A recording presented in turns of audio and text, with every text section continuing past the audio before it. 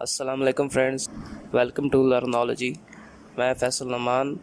आज के लेक्चर में हम चैप्टर 1 का बकिया हिस्सा जो ट्रांसलेशन रह गई थी उसको मुकम्मल करेंगे और साथ ही इसी लेक्चर में हम इस चैप्टर के एक्सरसाइज को भी डिस्कस करेंगे। तो चलें अब लेक्चर का आगाज़ करते हैं और आज हमने पढ़ना है पैराग्राफ नंबर 6। ये रहा। तो इसमें वो कहता है कि justice demands that it should be upheld in all circumstances even if it goes against one's own self और वंस फैमिली और रिलेशन। इसमें वो कहता है कि जस्टिस इंसाफ डिमांड्स मुतालबा करता है that it should be upheld कि इसे कायम रखा जाए, इसे मुस्तहकम रखा जाए इन ऑल द सर्कमस्टांस हर किस्म के हालात में। इवन अतः कि if it goes against one's own self कि अतः कि अगर ये किसी के अपनी ज़ात के ख़िलाफ़ हो और वंस फैमिली और रिलेशन या किसी के ख़ानदान या उसके रिश्तेदारों के ख़िलाफ़ हो। ऑल ऑफ हिज लाइफ हज़रत मोहम्मद सल्लल्लाहु अलैहि वसल्लम judged other peoples affair with justice. हज़रत मोहम्मद सल्लल्लाहु अलैहि वसल्लम ने अपनी पूरी ज़िंदगी दूसरे लोगों के मामलात को इंसाफ से हल किया। एंड टोल्ड हिज कंपेनियंस और अपने असहाब को भी बताया। इधर कंपेनियंस का मतलब सहाबा कराम से है। टू बी जस्ट कि वो भी इंसाफ से काम लें। इट इज़ रिपोर्टेड बाई हज़रत अली रज़ी अल्लाह ताला अन्हु दैट अल्लाह रसूल सल्लल्लाहु अलैहि वसल्लम सेड टू हिम। हज़रत अली रज़ी अल्लाह ताला अन्हु से रवायत है कि हज़ूर अकरम सल्लल्लाहु अलैहि वसल्लम ने फरमाया, When two men come to you, जब दो लोग तुम्हारे पास आए फॉर जजमेंट फैसले के लिए, never decide in the favour of one, किसी एक के हक़ में फ़ैसला मत दो, without hearing the arguments of the other, दूसरे के दलाइल सुने बगैर किसी एक के हक़ में फ़ैसला मत दो। It is then most likely that you will know the truth, इससे ये इम्कान है कि तुम हकीकत को जान लो। आगे वो कहता है हज़रत माविया रिपोर्टेड अल्लाह रसूल सल्लल्लाहु अलैहि वसल्लम सेइंग कि हज़रत माविया से रवायत है कि रसूलुल्लाह सल्लल्लाहु अलैहि वसल्लम ने फरमाया, एनी रूलर, कोई भी हुक्मरान, who closes his door on the poor, जो अपना दरवाज़ा गरीबों पर बंद करता है, द नीडी, मोहताजों पर बंद करता है, एंड द डेस्टिट्यूट, और मुफलिसों पर बंद करता है, अल्लाह क्लोज हिज डोर, अल्लाह अपना दरवाज़ा बंद कर लेता है, ऑन हिम, उस पर, when he becomes needy and destitute, जब वो ज़रूरतमंद और मोहताज होता है। इसका मतलब ये है कि जब कोई अमीर आदमी या कोई हुक्मरान अपना दरवाज़ा गरीबों पर, मोहताजों पर और मुफलिसों पर बंद करता है तो अल्लाह भी उसकी मदद नहीं करता जब वो ज़रूरतमंद या मोहताज होता है। तो पैराग्राफ नंबर 7 शुरू करते हैं। इसमें वो कहता है, वाइल हज़रत मोहम्मद सल्लल्लाहु अलैहि वसल्लम was on his death bed, कि जब हज़रत मोहम्मद सल्लल्लाहु अलैहि वसल्लम अपने बिस्तर मर्ग पर थे, ही प्रोक्लेम्ड, आपने ऐलान किया, if I owed something to anyone, अगर मैंने किसी से कर्ज लिया है, और if I wronged any person, या मैंने किसी शख्स के साथ गलत किया है, और डैमेज्ड एनी वंस प्रॉपर्टी और ऑनर, या किसी की इज़्ज़त या जायदाद को नुकसान पहुंचाया है, my person, my honour and my property are here, मेरी ज़ात, मेरी इज़्ज़त और मेरा माल सब यहाँ है। He may take revenge on me in this world, वो इस दुनिया में मुझसे अपना बदला ले सकता है। देयर वॉज कम्प्लीट साइलेंस, हर तरफ मुकम्मल खामोशी थी। Only one person demanded a few dirhams which were paid to him, सिर्फ एक बंदे ने कुछ दिरहम की मांग की जो उसे अदा कर दिए गए। अब 8वां और लास्ट पैराग्राफ देखते हैं। इसमें वो लिखता है कि अल्लाह रसूल सल्लल्लाहु अलैहि वसल्लम proved by his own example that no one could be more firm for justice than him, कि अल्लाह के रसूल सल्लल्लाहु अलैहि वसल्लम ने अपनी ज़ाती मिसाल से साबित किया कि उनसे ज़्यादा इंसाफ के लिए और कोई मुस्तहकम नहीं हो सकता। Even if it was against, अगर ये ख़िलाफ़ था हिज ओन इंटरेस्ट, उनके ज़ाती मफाद के ख़िलाफ़ था, और द इंटरेस्ट ऑफ दोज, या उनके मफाद के ख़िलाफ़ था, who were near and dear to him, जो उनके करीब और उनको प्यारे थे।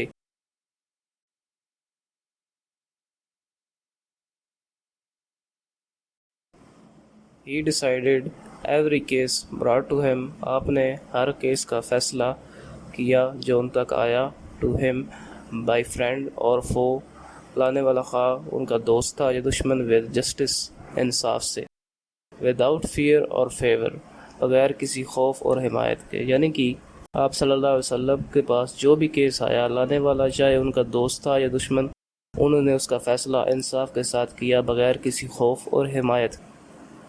पर्सन ऑफ सच मैग्नीट्यूड, इतनी वसत वाला आदमी, transcendence the barrier of time and space, ज़मान व मकान की कैद से आज़ाद है। People of all ages can find something in his life, हर उम्र से वाबस्ता लोग उनकी ज़िंदगी से कुछ न कुछ हासिल कर सकते हैं। To provide them with guidance, जो उनकी रहनुमाई करे, in their various field of activities, उनकी सरगर्मियों के बहुत से शोबों में। The Holy Quran clearly mentioned this aspect of his life. Quran पाक में आपके इस ज़िंदगी के इस पहलू को बहुत वाज़े तौर पर बयान किया गया है। कुरान में आता है, Indeed, in the Rasul of Allah, Muhammad सल्लल्लाहु अलैहि वसल्लम, you have a good example to follow. बेशक अल्लाह के रसूल मोहम्मद सल्लल्लाहु अलैहि वसल्लम की ज़िंदगी उनके लिए बेहतरीन नमूना है। Who hopes for the meeting with Allah and the last day, जो अल्लाह से मुलाकात की उम्मीद रखते हैं और आखिरत के दिन की उम्मीद रखते हैं। एंड रिमेंबर अल्लाह मच, और अल्लाह को बहुत याद करते हैं। तो इसके साथ हमने चैप्टर की जो है ट्रांसलेशन वो मुकम्मल कर ली है। अब हम इसकी एक्सरसाइज करेंगे। जो एक्सरसाइज हम यहाँ कर सकते हैं वो हम यहाँ सॉल्व कर लेंगे। बाकी के नोट्स आपको वीडियो की डिस्क्रिप्शन में मिल जाएंगे, आप वहाँ से जाकर उसको देख सकते हैं। तो चलें शुरू करते हैं एक्सरसाइज को। सबसे पहले हमारे पास आता है वोकैबुलरी सेक्शन। इसमें क्वेश्चन नंबर ए है, उसमें वो लिखता है, give the meaning of each word and as used in the lesson. मतलब वो कहता है कि इन अल्फाज के मायने लिखे जिस तरह वो लेसन में इस्तेमाल हुए हैं। पहले पे आ जाता है मॉडल। मॉडल को उर्दू में हम कहते हैं नमूना या मिसाल। इसमें आ जाता है, फिर दूसरे नंबर पे आ जाता है पाइटी, इसको हम कहते हैं तकवा या नेकी। फिर तीसरे नंबर पर आ जाता है एटर्नल। एटर्नल को हम अबदी कह सकते हैं। उसके बाद चौथे नंबर पे आ जाता है अर्नड। अर्नड का मतलब होता है हासिल करना। पाँचवें नंबर पर आ जाता है सरमन। इसका मतलब उर्दू में होता है खिताब करना या खुतबा देना। फिर आ जाता है रिवेंज। रिवेंज को उर्दू में हम कहते हैं बदला लेना।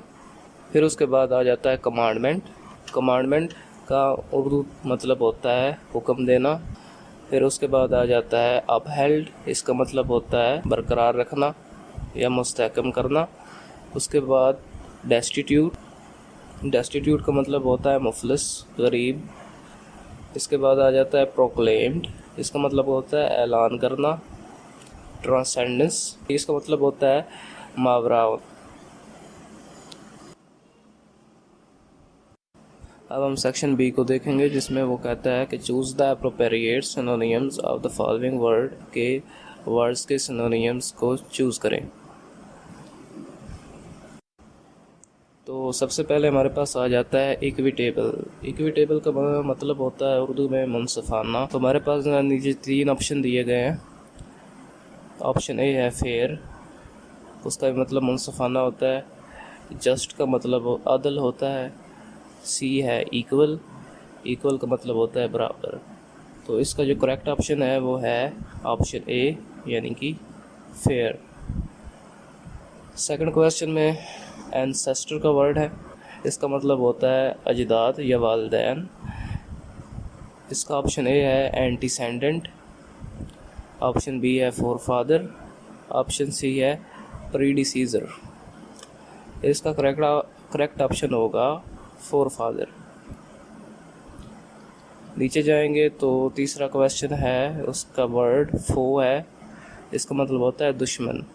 ऑप्शन ए है रिलेटिव यानी कि रिश्तेदार, ऑप्शन बी है एनिमी यानी कि दुश्मन, ऑप्शन सी है फ्रेंड यानी कि दोस्त। इसका सही ऑप्शन है ऑप्शन बी यानी कि एनिमी। चौथा क्वेश्चन वर्ड है फर्म, इसका मतलब होता है मजबूत या मुस्तहकम।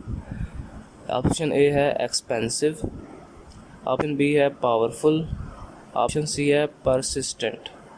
इसका जो करेक्ट ऑप्शन है वो है ऑप्शन सी यानी कि persistent. Question number 5,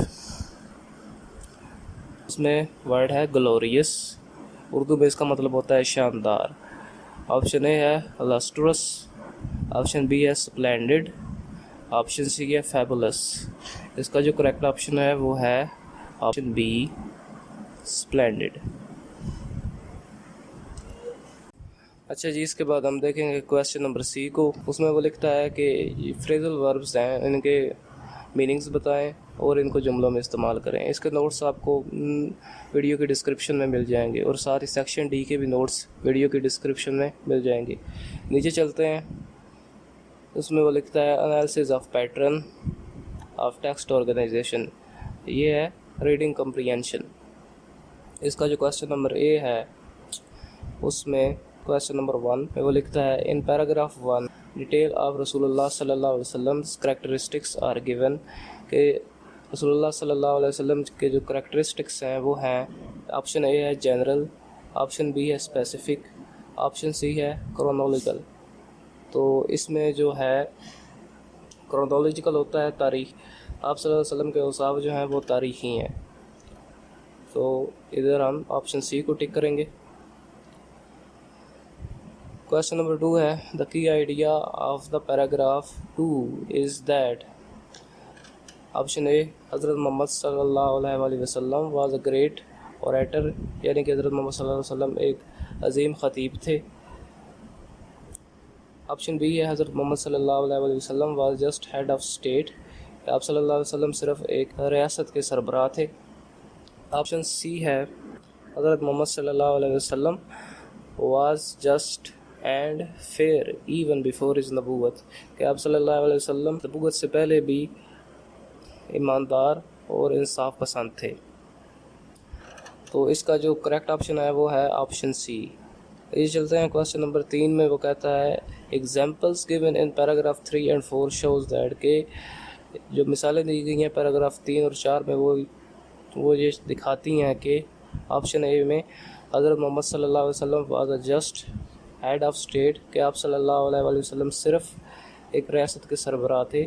option B हज़रत मोहम्मद सल्लल्लाहु अलैहि वसल्लम वाज अ सिंपल मैन, कि आप एक सादा इंसान थे। हज़रत मोहम्मद सल्लल्लाहु अलैहि वसल्लम was fair in is dealing, कि आप सल्लल्लाहु अलैहि वसल्लम अपने मामलात में इंसाफ पसंद थे। तो इसका जो है राइट ऑप्शन वो है ऑप्शन सी। नीचे चलते हैं क्वेश्चन नंबर 4, उसमें वो लिखता है कि paragraph number 5 shows that, paragraph number 5 show करता है, ऑप्शन ए है हज़रत मोहम्मद सल्लल्लाहु अलैहि वसल्लम was a just head of state, option B है द जस्टिस ऑफ हज़रत मोहम्मद सल्लल्लाहु अलैहि वसल्लम was a source of peace and security for the non Muslim, option C है हज़रत मोहम्मद सल्लल्लाहु अलैहि वसल्लम was just and fair even before his नबूवत। तो इसमें जो राइट ऑप्शन है वो है option B, the justice of हज़रत मोहम्मद सल्लल्लाहु अलैहि वसल्लम was a source of peace and security for the non Muslims. Question number 5 को देखते हैं, इसमें वो लिखता है to whom did the Rasul sallallahu alaihi wasallam give the following advice, when two men come to you for the judgment, never decide in the favor of one without hearing the arguments of the other, it is the most likely that you will know the truth. वो कौन शख्स था जिसको हज़रत मोहम्मद सल्लल्लाहु अलैहि वसल्लम ने ये नसीहत की कि जब दो लोग तुम्हारे पास कोई फ़ैसले के लिए आएँ तो दूसरे की आर्गूमेंट सुने बगैर एक के हक़ में फ़ैसला ना दो, क्योंकि इससे मुमकिन है कि तुम सच्चाई जान जाओ। ऑप्शन ए है हज़रत अबू बकर सिद्दीक़ रज़ी अल्लाह ताला अन्हु, ऑप्शन बी है हज़रत अली रज़ी अल्लाह ताला अन्हु, ऑप्शन सी है हज़रत उमर रज़ी अल्लाह ताला अन्हु। इसमें करेक्ट ऑप्शन है हज़रत अली रज़ी अल्लाह ताला अन्हु, ऑप्शन बी। तो इसका क्वेश्चन नंबर बी देखते हैं। क्वेश्चन नंबर बी में वो कहता है identify the topic sentences and spotting detail in paragraph 3। ये मैं आपको नोट्स में समझा दूंगा इसको। तो क्वेश्चन नंबर सी पे आते हैं। इसमें आंसर क्वेश्चंस हैं। इन क्वेश्चंस के आंसर आपको नोट्स पे मिल जाएंगे, आप वहाँ से इनको देख लेना। फिर आ जाता है हमारे पास ग्रामर का पोर्शन।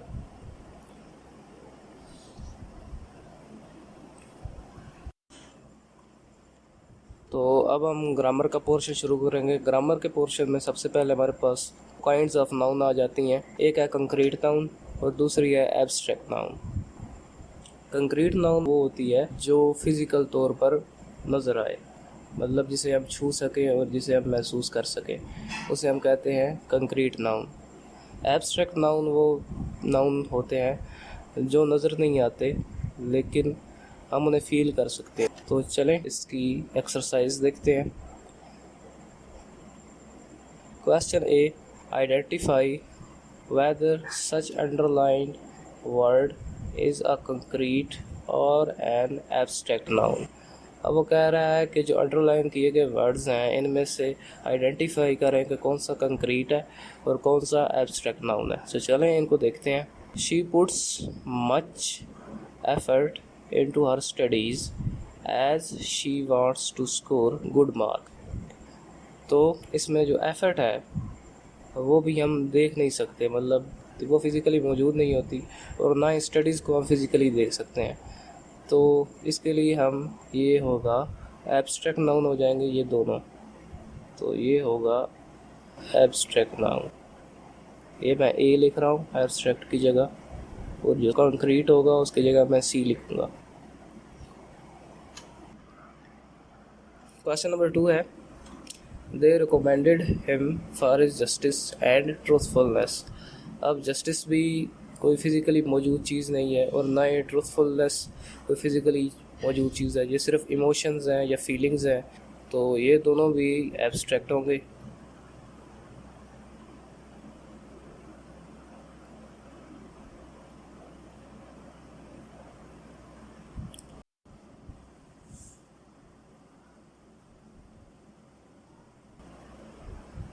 तो क्वेश्चन नंबर 3 है keep the balls in the basket.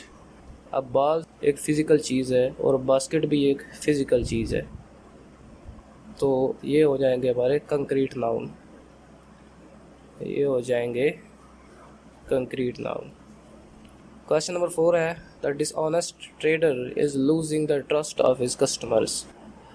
अब यहाँ 3 लफ्ज़ आ गए, एक ट्रेडर है, एक ट्रस्ट है और एक है कस्टमर्स। तो जो ट्रेडर है वो एक पर्सन है और पर्सन का एक फ़िज़िकल वजूद होता है। तो ये तो हो गया कंक्रीट नाउन। ट्रस्ट को हम देख नहीं सकते और ये भी एक फीलिंग है, तो इसे एब्स्ट्रैक्ट। कस्टमर्स ये भी कंक्रीट हो गया। क्वेश्चन नंबर 5 है he did not take good care of his pet. अब केयर जो है वो एब्स्ट्रैक्ट में आ जाएगा और जो पेट है वो कंक्रीट में आ जाएगा। तो क्वेश्चन बी देखते हैं। इसमें वो कहता है choose whether each sentence need an indefinite article means a और एन और अ डेफिनेट आर्टिकल यानी कि दी और नो आर्टिकल। इसमें वो कहता है कि सेंटेंस में चूज़ करो कि वहाँ क्या आएगा। इनडेफिनेट आर्टिकल्स आएंगे जो कि हैं ए और एन, या फिर डेफिनेट आर्टिकल्स आएंगे जो हैं द, या फिर कोई आर्टिकल नहीं आएगा। चलें इसको भी देख लेते हैं। क्वेश्चन नंबर 1 में वो कहता है he asked me very hard question. तो इसे हम इस तरह देखते हैं, he asked me a very hard question, उसने मुझसे एक बड़ा सख्त सवाल पूछा। तो यहाँ जो आर्टिकल आएगा वो होगा इनडेफिनिट आर्टिकल, वो होगा ए।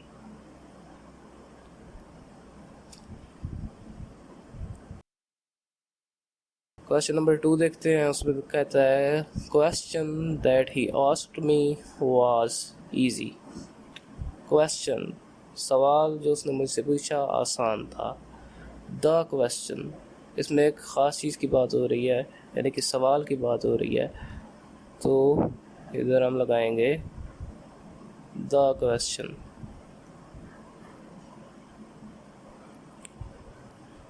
Have you seen my scarf, have you seen my scarf, क्या तुमने मेरा स्कार्फ देखा। यहाँ पर ये जुमला, ये सवाल मुकम्मल है, इधर कोई आर्टिकल नहीं आ सकता। Have you seen my scarf, ना ही ए आएगा, ना एन आएगा, ना ही द आएगा, तो इधर हम नो आर्टिकल।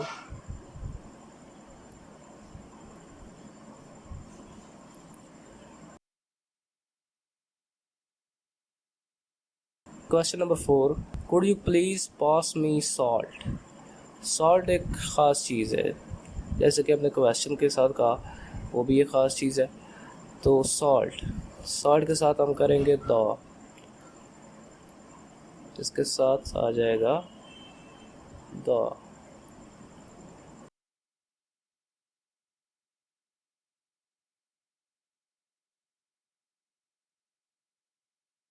अच्छा, तो क्वेश्चन नंबर 5 है, is there good restaurant around here.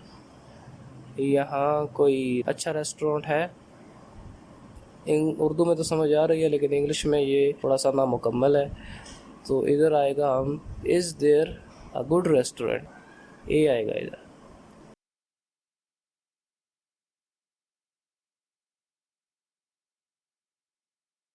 फिर आ गया रेस्टोरेंट। अब रेस्टोरेंट एक ख़ास जगह का नाम होता है, तो क्वेश्चन नंबर 6 के साथ आ जाएगा the restaurant, the restaurant, the restaurant that my friend owns is very good. Restaurant जो मेरा दोस्त चलाता है बहुत अच्छा है। Question number 7, I have several good friends, मेरे पास कुछ अच्छे दोस्त हैं। ये जुमला एक तौर पर मुकम्मल है कि मेरे पास कुछ अच्छे दोस्त हैं, तो ये आएगा हमारे पास नो आर्टिकल, क्योंकि ये जुमला खुद ही मुकम्मल है।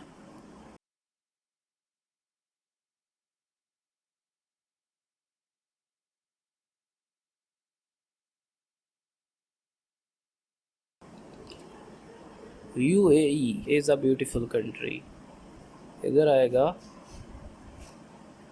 The UAE।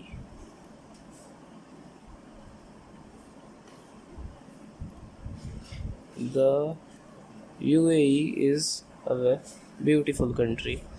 क्वेश्चन नंबर 9 देखते हैं, I will see you in week, इधर आएगा I will see you in a week, मैं तुम्हें एक हफ्ते में मिलने आऊँगा।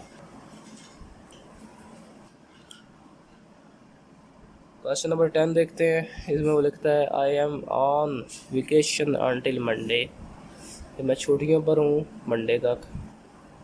ये भी जुमला मुकम्मल है अपने तौर पर, तो इधर भी हम कोई आर्टिकल नहीं लगाएंगे, तो ये होगा कोई आर्टिकल नहीं लगेगा। अब नीचे देखते हैं, इसके बाद हमारे पास आ जाता है नाउन फ्रेज। उसमें वो लिखता है noun phrase is a group of words that does the work of a noun. एक noun phrase group of words होते हैं, यानी कि अल्फाज का मजमूआ होता है जो नाउन का काम करता है। एग्जाम्पल के तौर पर वो लिखता है as a young trader he earn reputation of being an honest fair and just businessman. Businessman noun है, ट्रेडर भी एक नाउन है। चलें देखते हैं।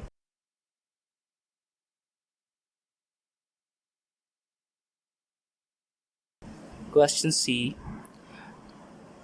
Underline the noun phrase in the following sentences. के noun phrase को underline करना है इसमें. Question number 1. This is an old fashioned hat. Hat जो है वो एक noun है.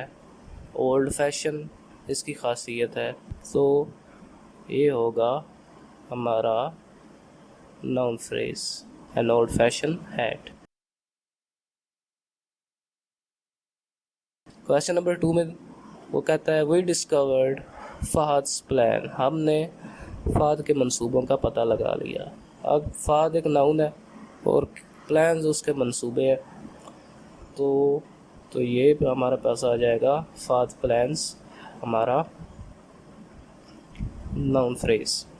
क्वेश्चन नंबर 3 में देखते हैं, a rolling stone gather no moss.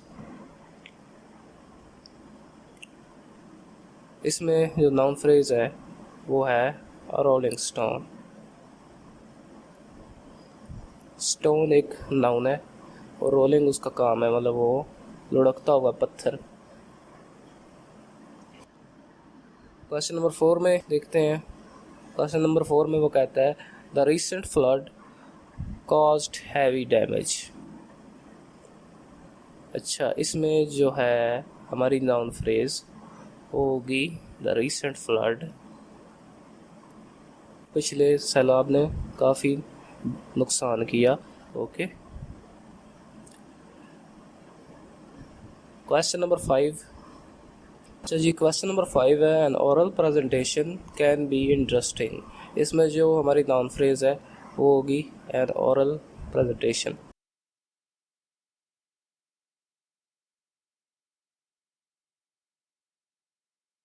तो ये भी सॉल्व हो गई हमारी. तो नीचे चलते हैं. नीचे क्वेश्चन है, past indefinite and past continuous tense. Grammar के लिए एक अलग अलग पोर्शन में मैं वीडियोस बनाऊंगा.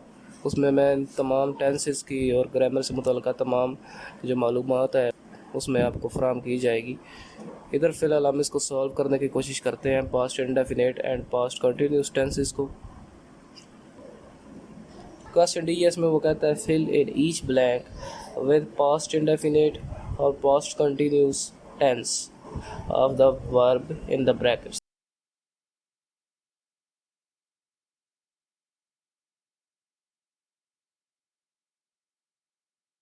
अच्छा जी, क्वेश्चन 1 है. इसमें वो कहता है, व्हाट यू डू, ब्रैकेट में यू और डू है, व्हेन आई फिर ब्लैंक है, कॉल यू लास्ट नाइट. तो इसको हम इस तरह सॉल्व करते हैं. ब्लैंक में आ जाएगा, what were you doing, what were you doing when I call you last night. Number 2 है. इसमें वो कहता है, आई ब्लैंक है आगे, सिट ब्रैकेट में in the cafe when you call मी. तो इधर आएगा हमारे पास, आई वाज, सिट की जगह आ जाएगा सिटिंग,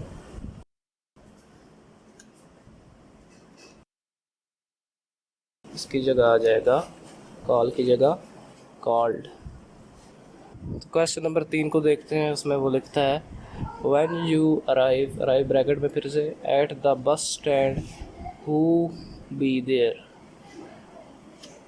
अब क्या तो आ जाएगा, when you arrive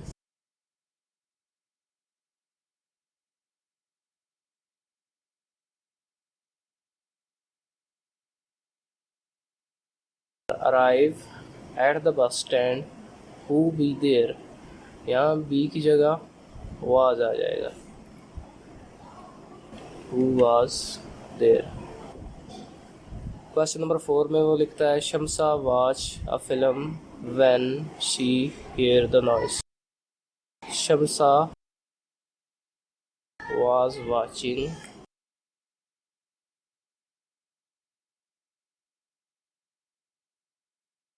a film when she hear की जगह आ जाएगा